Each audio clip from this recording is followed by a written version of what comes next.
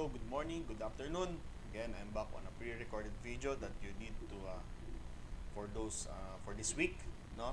So today, I'm gonna continue discussing yung sa classless natin. So as you can see, I'll be opening up our chapter 5. Let me open it first. There. So itong network design na to is tinuro ko sa inyo first. This is chapter 5, no? After the midterm. So this is gonna be used for designing a network. So depende na ngayon kung uh, paano natin gagawin, no? So meron tayong tinatawag na IP4 subnetting based off kung kailan kailangan mong subnet. Meron ding ito yung mga formula niya, and then ito-demo ko sa inyo yan later on.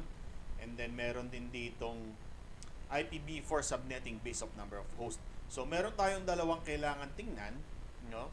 Yung IPv4 based sa number of subnets kung ilan ang kailangan, and IPv4 using based naman kung ilan kailangan sa design kapag number of host. So as you can see on dito sa taas, no? For example, so example number 1, one subnet mask should be used to support 3 subnets given the network diagram using example address 192.168.1.0. So ngayon, ang gagawin natin, for example, meron akong office, Manila and Cebu, no? I only want to use this IP address block, no? So gagawin natin, isa-subnet natin siya sa tatlong equal subnets. So ibig sabihin ng subnet, network 1, network 2, network 3. So how are we gonna do that? Meron tayo ngayon dito na tinatawag nating formula. Okay? So default subnet mask plus n is equal to new subnet mask, where n is yung n dito to the number of subnets. Okay? So paano natin gawin? Mas maganda i-demo na lang. But before that, we must know yung power of 2's. So hindi lang dapat hanggang 256, expand ko sa inyo siya para makita nyo. So on this case, I'll be opening up this one, no? So I'll be forward ko rin sa inyo to, yung image na to. So kinopute ko na siya. Power of 2 raised to 0 is 1, 2 raised to 1 is 2, 2 raised to 2 is 4. Hindi ko lang siya nilimit hanggang konti. So kasi mamaya magagamit natin kapag malaki na yung mga kailangan values. Okay? So this is a 32 bits. So as you can see, starting from 2 raised to 0 and then 2 raised to 31. So ito yung gagamitin nating basis for dun sa ginawa nating, let me pin up that is first. Pin na siya sa top. Para dito sa ating sa ating powers of 2 kasi dito hanggang 2 raised to 156 na. Although hindi natin magagamit sa number of subnets to kasi ginawa ko lang, in-expand ko lang. So ngayon, try natin i-solve to. So sabi, dito sa program, dito sa problem, what is subnet masks should be used to support 3 subnets given the network diagram if you are using the network 192.168.1.0. So ang formula po doon is, again, default subnet mask. So ano ba yung default subnet mask? On this case, kailangan nyo namang ulit babalikan natin yung default classes ng IP. Okay, di ba? Class A, B, and C. And then /n, dadagdag natin yung /n where yun yung magiging bagong subnet mask. So, dito muna tayo sa default subnet mask. So, I'll be opening up a online whiteboard. No? So, example. Di ba, ang given is sabi natin 192.168.1.0. Gusto natin itong maging tatlong equal subnet. Equal subnet. So, how are we gonna do that? Ngayon, kaya kakapalan ko lang yung aking pointer. So, yan. Yan. Solid. Okay? And then, unang sabi niya, /default of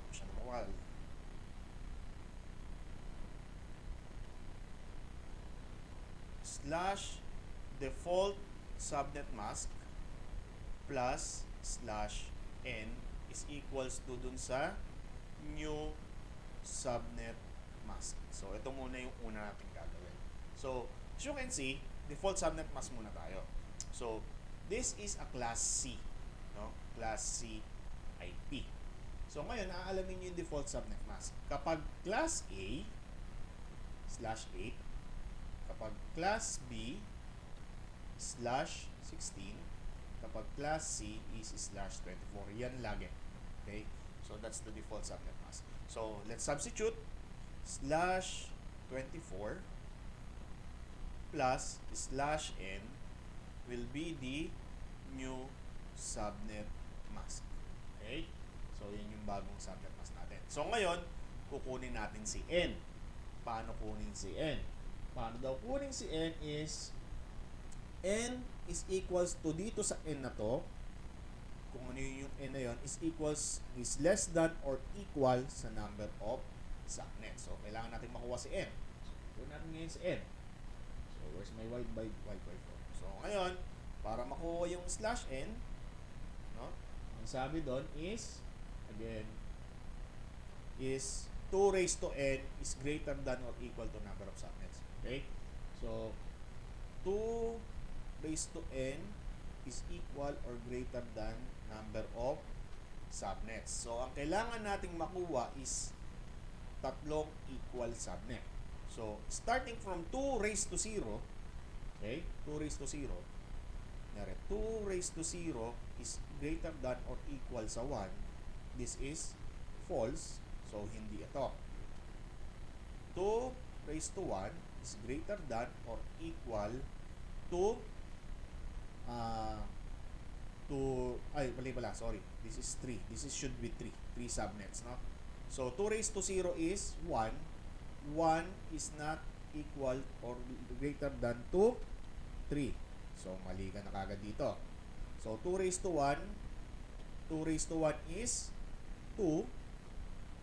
Is 2 greater than or equal to 3? Hindi ka rin. Okay? Hindi pwede yan. So, ngayon, yung kasunod, dito na I think papasok yan, 2 raised to 2 is greater than or equal to 3. So, ito nga palang 3, kung nalito kayo, no? This 3 is yung equal number of subnet, yung ginagaya natin kanina. So, 2 raised to 2, 2 raised to 2 is 4. Is 4 equal or greater than 3, which is correct. So, kung saan siya pumasok, starting 2 raised from 0, ang kukunin yung n ngayon is eto.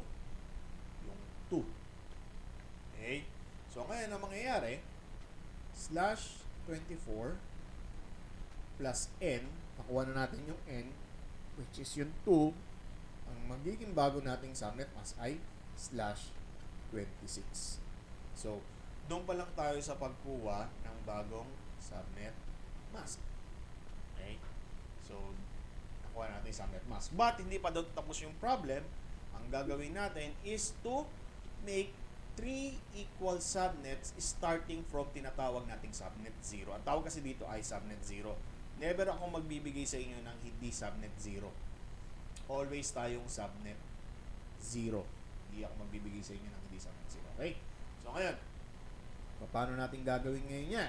So, meron na nakuha natin tong /26. So, ngayon, how to make or how to expand yung nakuha natin. So, 192.168.1.0/26, i-expand natin yan sa tatlong subnet. So, starting from the prefix, no?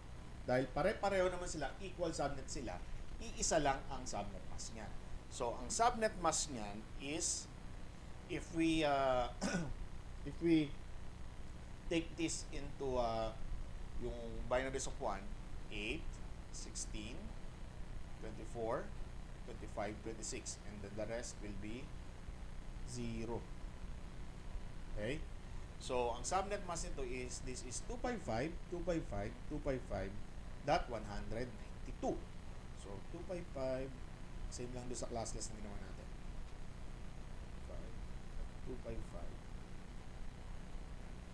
255.192. Okay? So, again, magpo-produce tayo ng tatlong network. Network 1, Network 2, Network 3. para makuha natin yung hinihingi ni client lahat, pati network address. So, paano natin i-expand yan? So, basically, yung pinakauna kong ibibigay or pinakaunang example, pag sinabi nating subnet 0, this will be your first network address. So, wala ka ng problema dun sa unang network address mo, which is si 192.168.1.0. So, ngayon, parang sa classless basics, talaga naiintindihan nyo siya, mas madadali kayo ngayon dito. Ngayon, we have to get yung delta. Okay? So, para natin kukunin yung delta, yun yung invert, convert, plus 1. So, ito, dahil slash 26 ka, nasa 4th octet ka, no? So, invert. So, 0, 0, 1, 1, 1, 1, 1, 1. This is 63 plus 1. Your increment or your delta will be 64. So, ngayon, dahil ikaw nga ang subnet 0, slash 26 ka, sa 4th octet, magdadagdag ka na magdadagdag ng 64. So, ang second network address nito ay 192.168.1.64. So, dagdagan mo ulit ito ng 64. That the third, yung third NA niya, that will be 192.168.1.128. So, meron na tayong tatlong network addresses. So, we have to get yung mga kailangan nating first IP, last IP, and broadcast address. Kasi hindi na natin kukunin si subnet mask because of this particular example or this particular problem na i-expand natin sa tatlong equal subnet. Ibig sabihin nun, magkakapareho sila ng subnet mask. Okay? So, yun.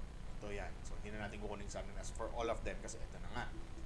To get the first IP, madali lang po siya, you always adding 1 dun sa fourth octet ng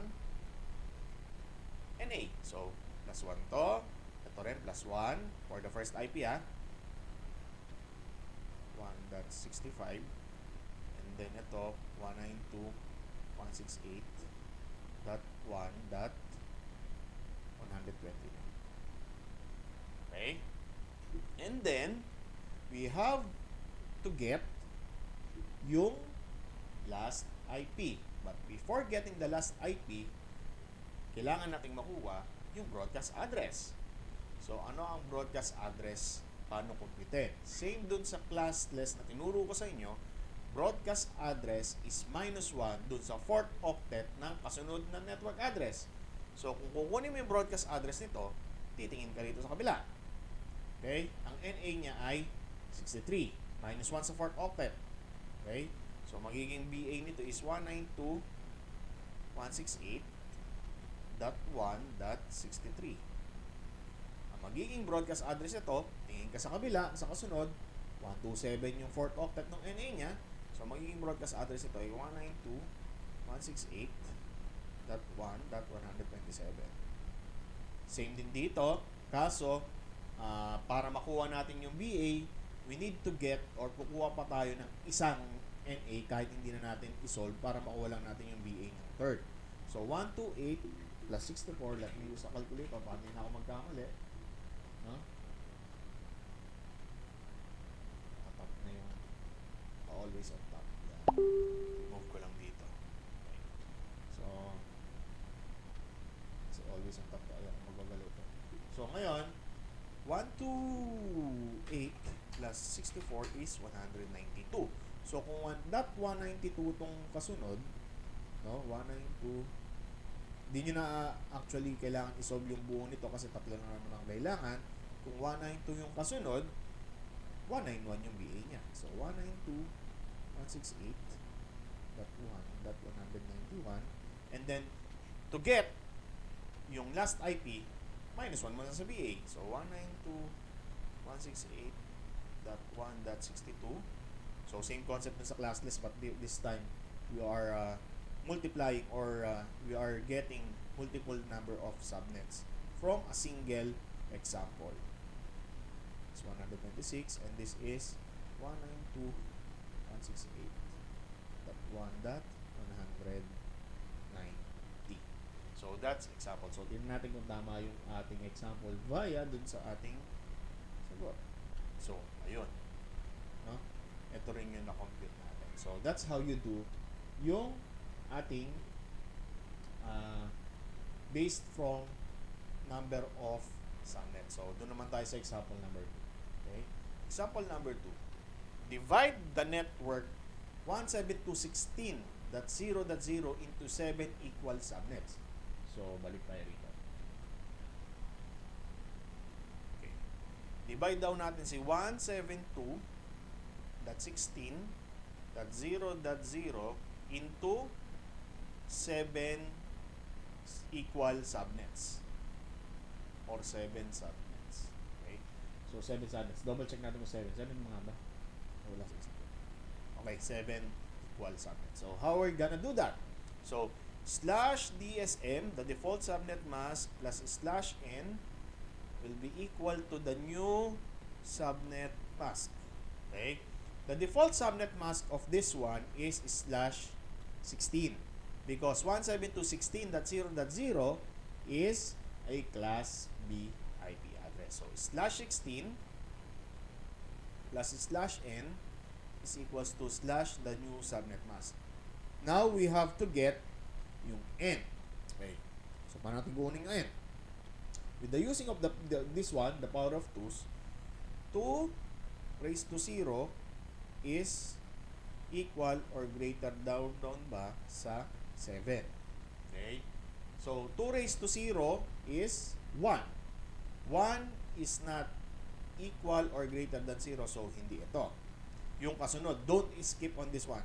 So, 2 raised to 1 is greater than or equal ba sa 7? 2 raised to 1 is 2. 2 is not equal or greater than 7, so hindi rin yun. 2 raised to 2 is greater than or equal sa 7. Ay, greater than or equal sa 7. Okay? Hindi rin. Kasi 2 raised to 2 is 4. So, yung pangatlo, pang-apat, 2 raised to 3 is less than, is equal or greater than daw ba sa 7. So, tingnan natin. Ang value ng 2 raised to 3 is 8. So, dito, non-match ka. Actually, pwede ka rin dito, pwede ka rin dito. Kaso, ang gagawin natin is yung pinakamalapit. Kasi, di ba, ang 2 raised to 4, for example, is greater than or equal to 7. This is also true. Okay? True yan kasi 16 is equal or greater than 7. Pero, tulad ng sabi ko, dun tayo sa pinaka-least malapit para walang masayang na IP addresses. Okay? So, ngayon, we have get, dito kayo unang nag-check. So, we will get ito yung N mo ngayon, yung 3. So, slash 16, yung nakuha mo N na 3 is equals to the new subnet mask. So, ang subnet mask mo ngayon ay slash 90. Okay? So, meron ka ng subnet mask na slash 90. So, ngayon, next step is to divide this into, multiply or propagate into 7 different subnets. So, starting from subnet 0 na 172.16.0.0 into slash 19. So, ang subnet mask na slash 19, no, is 8, 16, 17, 18, 19, and then the rest will be 0. So, this is, ang subnet mask nila ay, can I use the text box kasi masyado mahaba ito. Yan. Subnet mask nila ngayon is 255.255.224.0. Okay? Yan po ang kanilang subnet mask. Ngayon, we have to get 7 different networks or 7 equal networks. So, masyadong mahaba ito, no? Bear with me. So, first network, ito. Bigyan natin ang ating pen. So, the first network, second network, second, third, fourth, 5,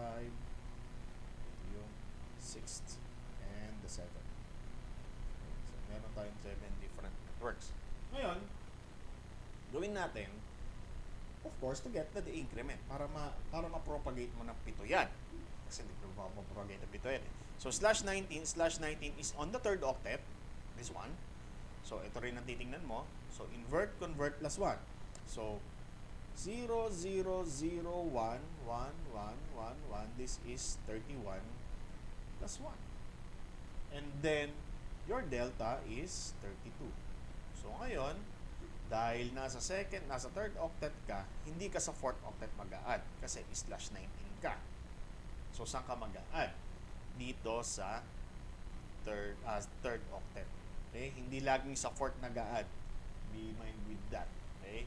Hindi laging sa fourth kasi depende pa rin kung saan yung magiging result. Ang ano lang yan, ang technique dyan is to know where the given yung na-compute nyo will land. So, ito yung nag-land sa third. So, ngayon, dahil 32 yan, so 172.16.0.0. Yun yung una. Okay? Para obvious tayo. Yung pangalawa, 172.16.32.0. Okay? Yung pangatlo, litan natin yung font ng konti. The font, paano litan to? Oh, no. Nope. Sorry I need to, di ako masyadong sa font. Lumiit. Pero basically, sige, pagkasyain lang natin, ano? The third one is 32 plus 32. So, 172.16.64.0. Okay? Kung napapansin nyo, sa third octet ako nag-add. So, dito naman, 64 plus 32 is 96. So, 172.16.96.0. Okay? Pangatlo, hindi tayo magkamali. 0 plus 32 plus 32 plus 32. 96 plus 32 is 128. So, dagdag tayo rito. 172.16.128.0. 128 plus 32 is 160. So, 172.16.160.0. Okay. 160. Okay. Yung next is 160 plus 32 is 172.16 at 192.0. Okay. Pero, of course, lagi tayong kumuha ng extra para makuha natin yung broadcast address na to. So, isulat na lang natin yung extra. Ang magiging extra nito, bale, is 192 plus 32 is, I think, 224 plus 32 plus 32. Yes, 224. So, ang extra natin na isang NA lang, dahil kailangan ko makuha yung BA mamaya, is 172.16.224.0. Okay? So, now, we have to get yung gawin natin, install natin, kunin natin yung BA para madali. No? Para kasi first IP, it will rely on the NA. The last IP, it will rely on the next network address. So, kaya rin tayo kumuha nito. So, ngayon, how to compute for the BA? BA, again, is laging -1 sa fourth octet ng kasunod na NA. So, to get the BA of this one, no, ang NA niyang kasunod is 32.0 minus 0 minus 1 is 255. Ililipat mo rito sa kabila, so magiging 31.255. So 172.16.31.255. Okay? That's the BA for this. And then dito, ang BA nandito ay 172.16.63.255. Okay? So that's the BA for that. Okay. Ang BA nito, dahil ang kasunod nito ay yung 96, so 0 minus 1 is 255, lipat dito. So 172.16.95.255. Kaya ako kayo trinay ng classless dahil din dyan. So dito, expand ko lang. So ang kasunod nito is 172.16.127.255. Okay. Dito, kasunod ay 160. Kung 160 ang kasunod niyan. So, 172.16 176.159.255. This one, okay, 172.16.191.255. So this fourth one is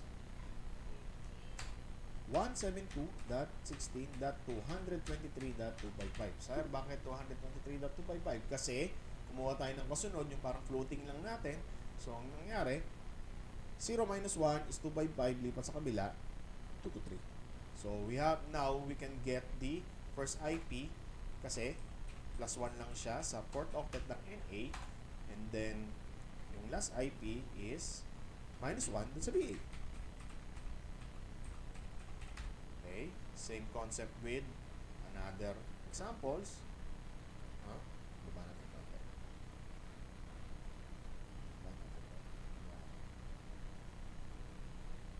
Okay, so dito first IP should be, hindi ko nilalagyan ng label makinig na lang kayo sa akin, masyadong magtatagal. And then the last IP is 172.16.63.254. Then dito 172.16.64.1 and 172.16.95.254.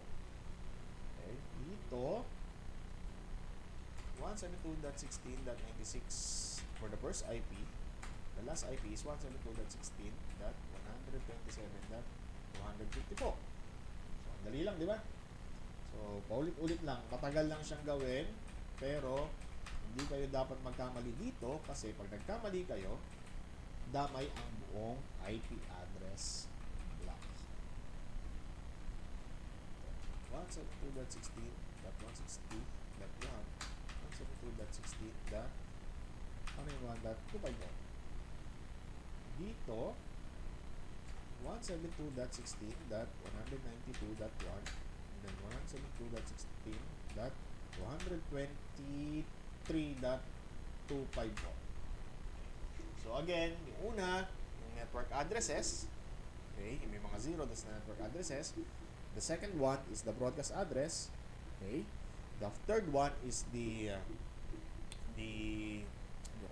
first IP, and the last one is the last IP usable.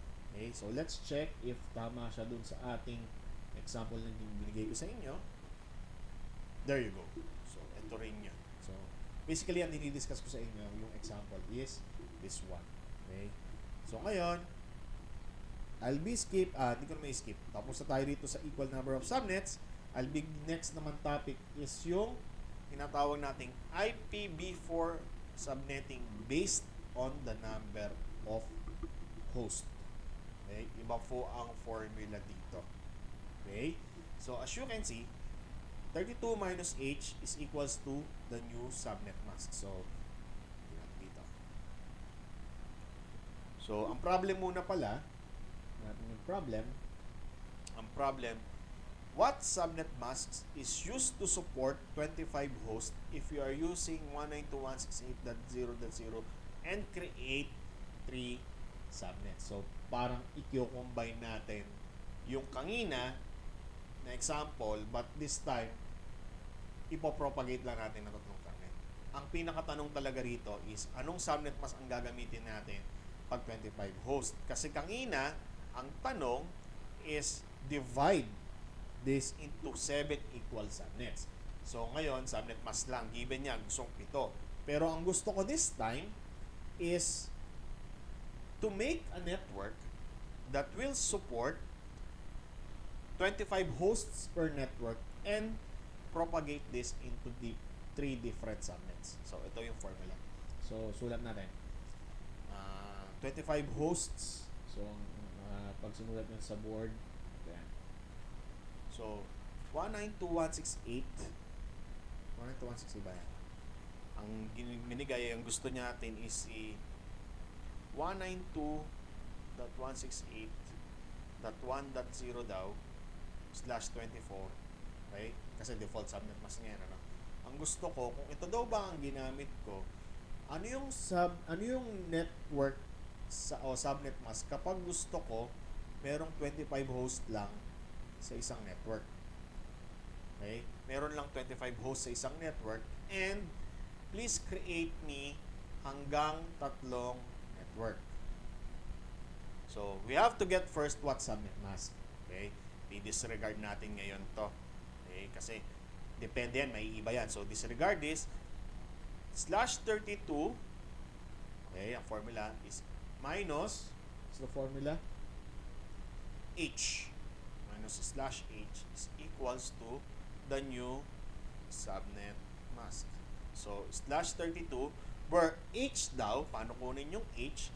H is 2 raised to H minus 2 is equals to number of hosts. So, paano gagawin natin doon? So, gagamit na naman itong power of 2. So, 2 raised to 0 is greater than or equal. So, ganun din. 2 greater than or equal doon sa number of hosts na kailangan.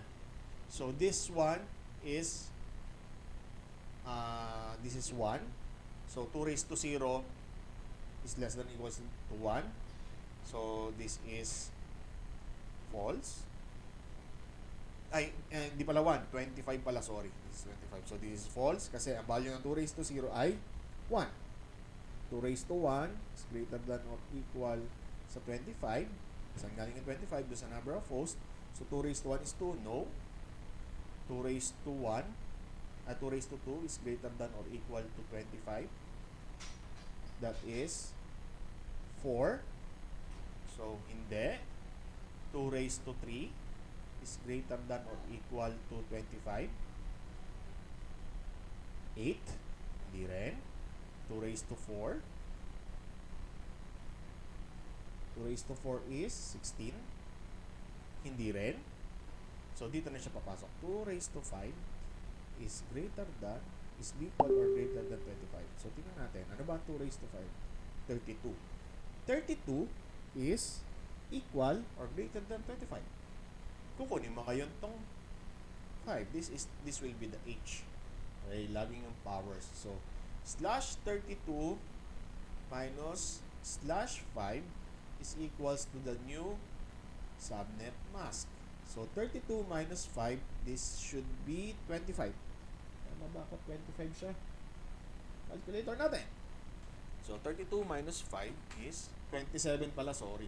So, /27 ating new subnet mask. So, ngayon, na-solve mo na yun dito, you have to get 3 networks. Same process earlier, kapag nakuha nyo na yung bagong subnet mask, you have only to expand. Ang difference lang nito sa example kanina is kailangan nakadictate na yung, o magdidepend siya sa number of hosts. So, paano siya? So, ano ito? 192.168.1.0 is /27 na yung ating bagong host. No? So, /27. Okay? So, ngayon, to get the subnet mask, equal pa rin sila dahil pare-pareho. Gagawa tayo ng 3. So, 1, 2, 3. So, paano yun? So, dahil /27 sa 4th octet ka, so, 8, 16, 24, 25, 26, 27, and the rest will be 0. Okay? So, ang gagawin natin dyan, convert this. Ang subnet mask mo ay 255 sa 3, 255, 255, 255.224. Okay? So, ngayon, convert invert to get the increment for the network addresses.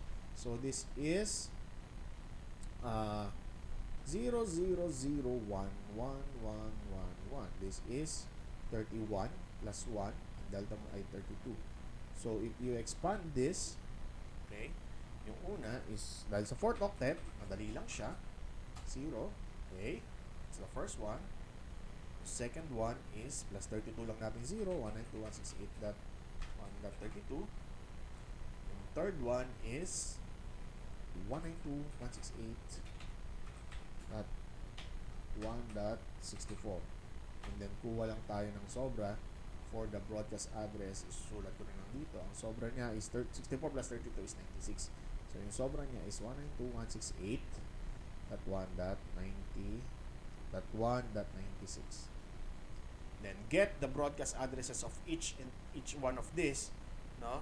So to get the broadcast addresses of this, you must need to check yung kasunod na network address niya. So meron tayong tatlong network address dito, magkakasunod naman siya. So the network address of this one is yung broadcast address, is 192.168.1.31. Okay, solve na rin natin yung first IP and last IP because given na naman lahat. 1.1 and then 192.168.1.30. On this one, the broadcast address is 192.168.1.63 kasi ito yung kasunod.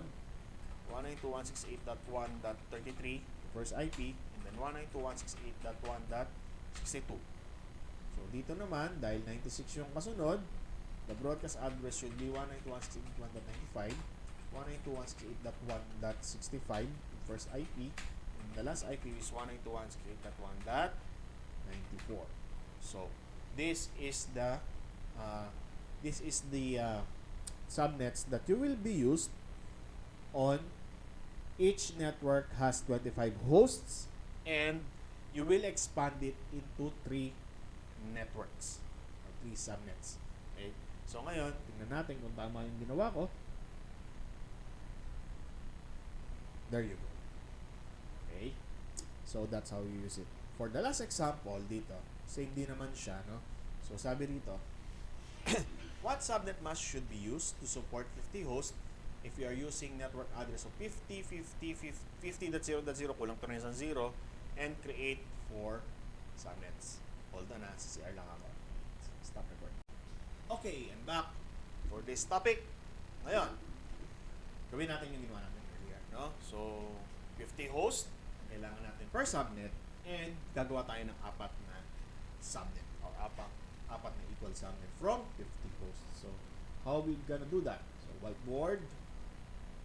So si 50.0.0.0/8 kasi bakit siya may /8 kasi this is a class A pero may iba rin to later on kasi hindi naman natin siya magagamit, no? Pinalagay lang dyan is gagawin natin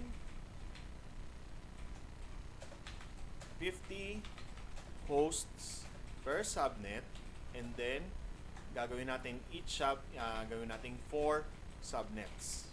Okay? So this is yung parang gagawin natin, no? So first thing to do, no? /32 minus h is equals to the new subnet mask. Okay? Where kukunin natin yung /h, no? So /h. Paano natin ma-identify yung /h? /h again is 32 /8. How to get the /h is 2 raised to n minus 2. So don't forget yung kanina nga pala hindi ko lang napansin, ano? So babalikan ko lang. So tinesting natin dito kanina is 2 raised to 5. 2 raised to 5 is 32 pero hindi natin na minus 2. So pasok pa rin naman siya, no? Doon sa example natin.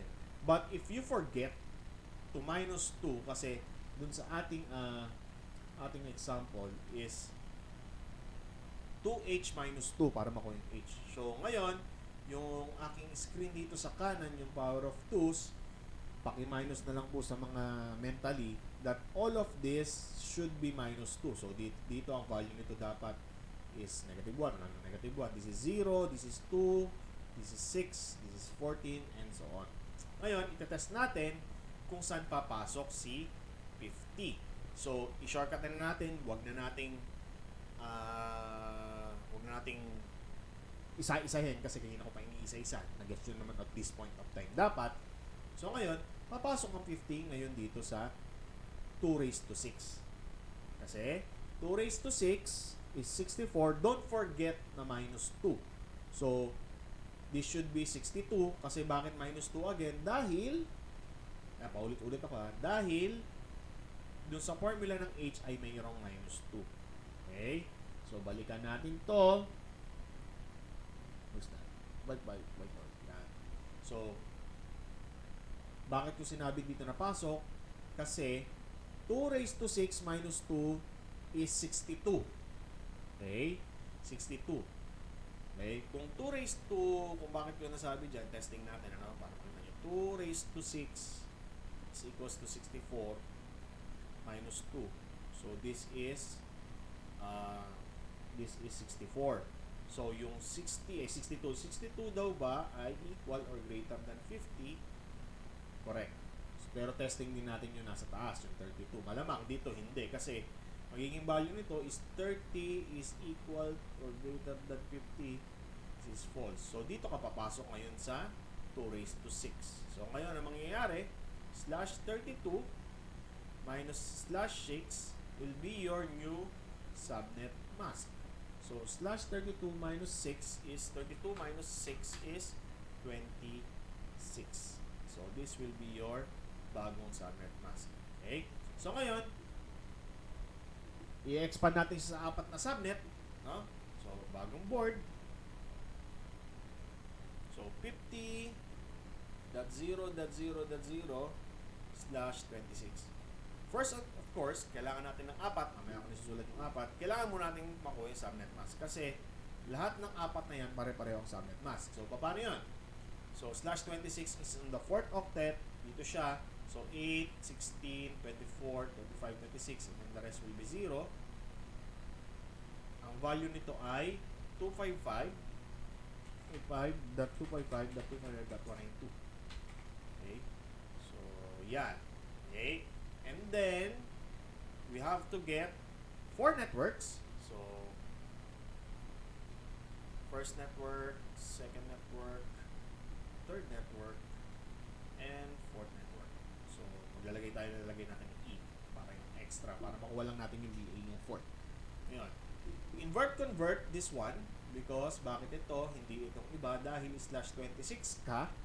So, 0, 0, 1, 1, 1, 1, 1, 1. This is 63.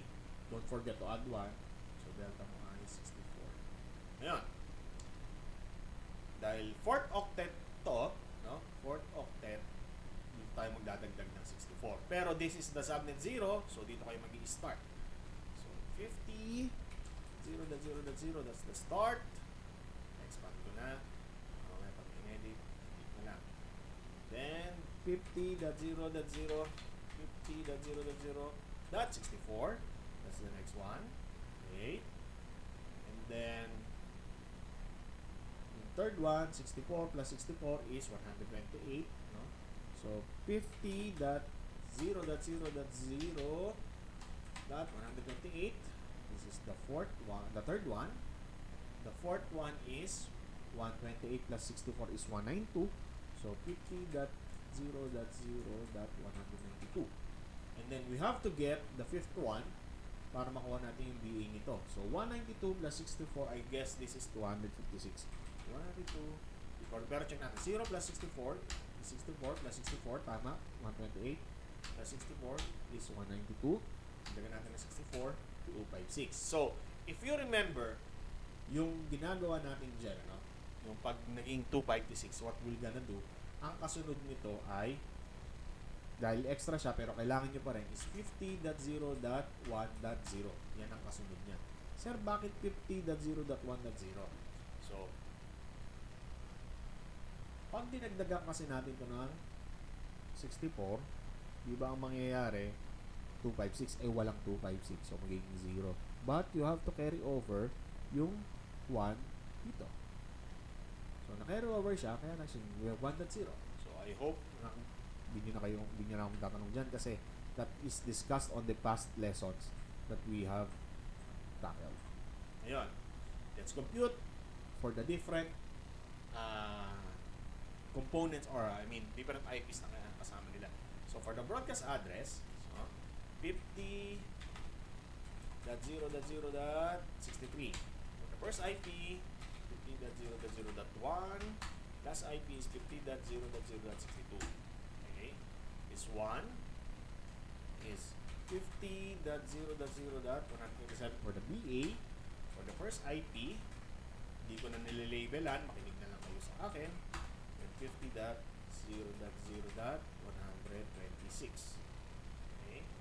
So, dito, 50.0.0.191. 50.0.0.139 for the first IP. For the last IP is 50.0.0.190. This one is 50 for the broadcast address 50.0.0.255. Sir, bakit 0.255? 0 minus 1 kasi ito yung next is 2 by 5. Kailangan mo ilipat yung 1 dito, so magiging 0 siya. 50.0.0.193 and 50.0.0.254. So let's check now if tama yung gawa natin dun sa aking example dun sa akin. Yes! Ito siya. So, this is an explanation for our next topic for the class list. If you read, if you check this, panigurado magkakaroon kayo ng quiz dito. After the quiz, you will be applying this again on the pattern. So that's all for this video, the pre-recorded video of you. So I've recorded this before yung meron tayong mental health break.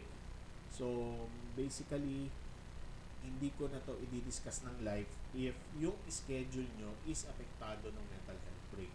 So I'm not forcing you to watch this, but again, para magkasabay-sabay tayo sa lahat at hindi walang may iwan na topic, I need you to study this on the most convenient time that you have. Kasi again, if tinamaan tayo ng mental health break yung schedule natin sa klase ko, sa inyo, I won't be discussing this online. Okay? So that's all again for this pre-recorded video. I hope you understand this topic and I'm gonna see you again in the class or the next recording.